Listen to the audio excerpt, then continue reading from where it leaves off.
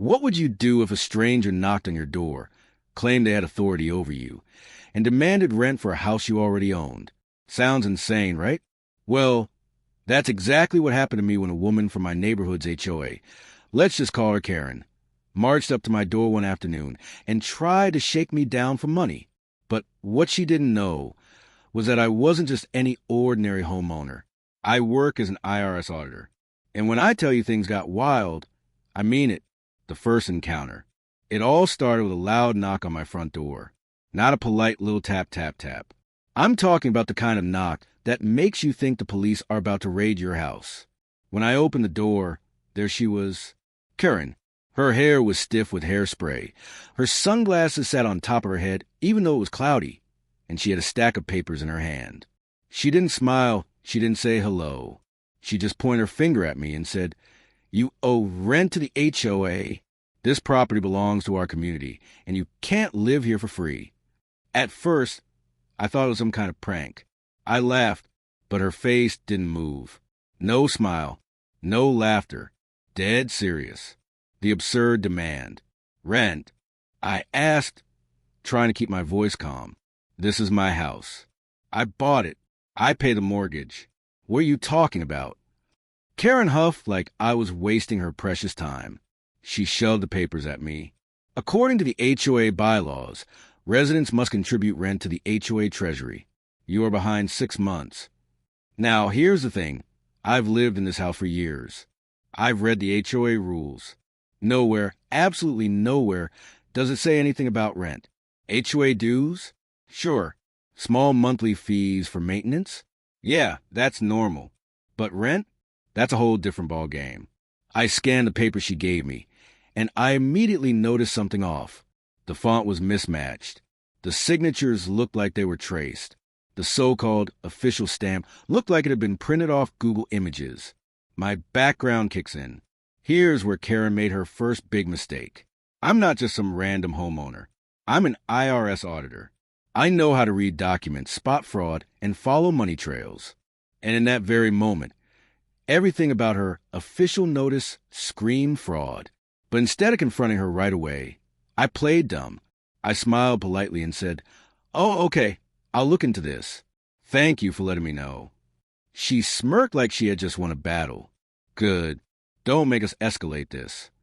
Then she turned and walked off, her heels clicking dramatically on the pavement. The investigation begins. The moment she left, I went straight to my desk. I wanted to see just how deep this nonsense went. First, I pulled up my official HOA documents. Nowhere, absolutely nowhere, was there any mention of rent. So where was Karen getting this from? I looked closer at her papers. The bylaws she gave me weren't even the current version. She had taken an old copy, changed a few words, and pretended it was real. The treasury she mentioned didn't exist in any official record. And that's when my auditor instincts told me this wasn't about following rules. This was about money. Following the money trail. I decided to quietly dig deeper. If Karen was bold enough to demand rent from me, how many other neighbors had she already targeted? So I started asking around. I called up a few neighbors I trusted and casually mentioned, "Hey, did the HOA ever ask you for rent?" To my surprise, 2 of them said yes. They had already paid her. One family told me Karen showed up with the same fake papers and threatened them with eviction if they didn't pay. They were scared, so they handed over the money. That's when my stomach dropped. This wasn't just some petty neighbor being annoying. This was fraud, extortion, and worst of all, she was targeting people who didn't know their rights. My plan, at that moment, I made a decision. I wasn't just going to ignore her. I wasn't going to let her scam people out of their hard-earned money. I was going to use my skills as an auditor to expose her. I started by checking the HOA's official finances. Since I had auditing experience, I knew exactly what to look for: public records, budget reports, and expense filings. Sure enough, the numbers didn't add up. Money was missing. Thousands of dollars that should have gone to community projects, repairs, and landscaping had simply disappeared. Guess whose name kept popping up on those transactions? You guessed it, Karen. The ticking clock. The more I uncovered, the angrier I got. But I also knew I had to be smart. If I confronted her too soon, she'd cover her tracks. If I waited too long, more neighbors might get tricked. So I gathered evidence. Copies of her fake papers, bank statements, testimonies from neighbors who had already paid her. I built a file so solid, even the FBI would be impressed. And all the while, Karen kept strutting around the neighborhood like she owned it. Every time I saw her, she'd smirk at me, as if she thought I was just another sucker. Oh, she had no idea. Cliffhanger for Section 2 with CTA. And that, my friends, was just the beginning. Karen thought she could bully me into paying fake rent. What she didn't realize was that I was about to turn the tables on her in a way she never saw coming. Because when you mess with people's money and you try to trick an IRS auditor, you're basically writing your own downfall. So make sure you stick around for the next part of this story, because in Section 2, I'll show you how I exposed Karen's entire scam, what I uncovered about the HOA's hidden secrets, and how the truth finally came crashing down on her. Trust me, you won't want to miss it. Have you ever heard the saying, don't play with fire unless you're ready to get burned? Well, Karen had been playing with fire for months, scamming neighbors, faking documents, and demanding rent from people who didn't owe her a single dime. But here's the twist she never saw coming. The guy she tried to scam was an IRS auditor. And once I had the proof in my hands, I was ready to burn her whole scheme down. The calm before the storm. After collecting all the evidence, fake documents, witness statements, and financial records, I felt like I was sitting on a bomb that could explode at any moment. But I knew I had to be careful. Karen was smart in her own twisted way. She was bold enough to demand money from people, but sneaky enough to cover her tracks. The neighborhood didn't know the truth yet. Some people still thought she was just a strict HOA leader. Others were too afraid to speak up. But I wasn't afraid. Not anymore. The breaking point. One afternoon, Karen showed up at my door again. Same knock, same smug attitude. But this time, she wasn't just holding papers. She had a letter she claimed was an eviction notice. She actually looked me in the eyes and said, "This is your final warning. If you don't pay rent to the HOA by the end of this week, we will remove you from this property." That was it, the final straw.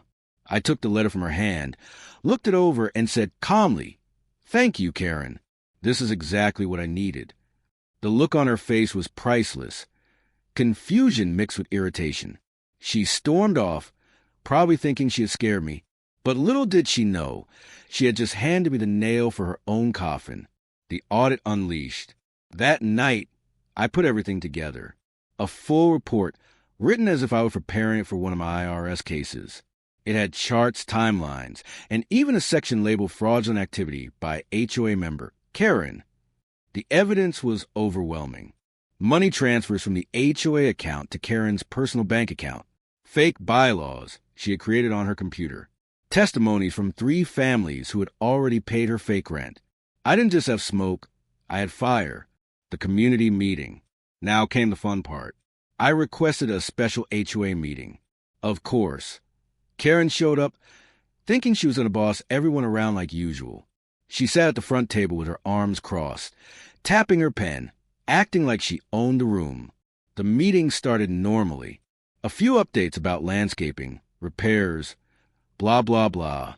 But then I raised my hand and said, "I have something urgent to share with the community." Karen immediately tried to shut me down. "This isn't on the agenda," she snapped. But I didn't back down. "It's about financial fraud," I said loud enough for everyone to hear. The room went silent. Every head turned toward me. The expose. I walked to the front with my thick folder of evidence. For months, someone has been demanding rent from homeowners in this neighborhood. Rent that doesn't exist. Rent that isn't part of our bylaws.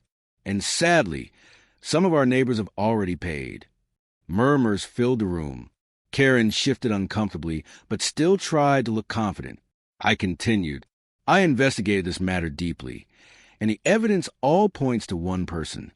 Then I turned and looked straight at her. "Karen!" Gasps echoed through the room. I laid out the proof. The forged documents. The missing money. The bank transfers. Every single detail was in black and white. People leaned forward, whispering, shaking their heads in disbelief.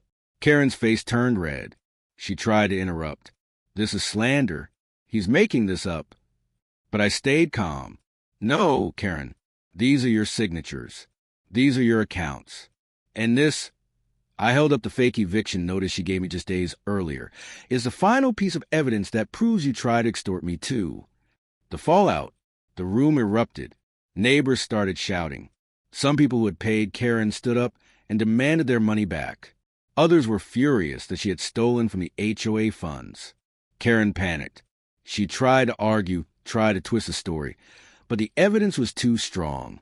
Finally, the HOA president, who had been quiet up until now, slammed his hand on the table.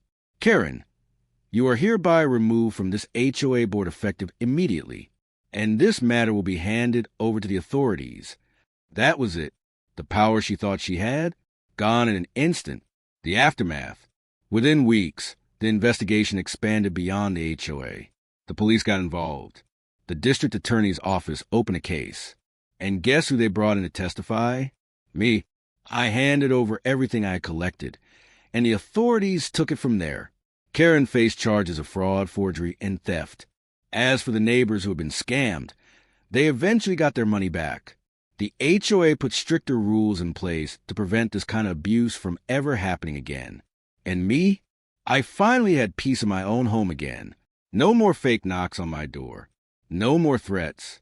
Just quiet evenings and friendly waves from neighbors who were grateful that someone stood up to her. The lesson. This whole experience taught me something powerful. Sometimes the people who shout the loudest, who act like they have all the authority, are the ones hiding the biggest secrets. And if you stay calm, gather your facts, and refuse to be bullied, you can take down even the boldest fraudster. Karen thought she was untouchable. She thought she could bully me into paying her fake rent. But she made one huge mistake. She picked the wrong target. Closing CTA. So what do you think? If Karen had come to your door demanding rent, would you have caught on to her scam, or would you have paid out of fear? Let me know your thoughts in the comment below, because I want to hear how you would have handled a Karen like this. And if you enjoyed this story, make sure to hit that like button, subscribe for more insane HOA drama, and share this with a friend who loves a good twist ending.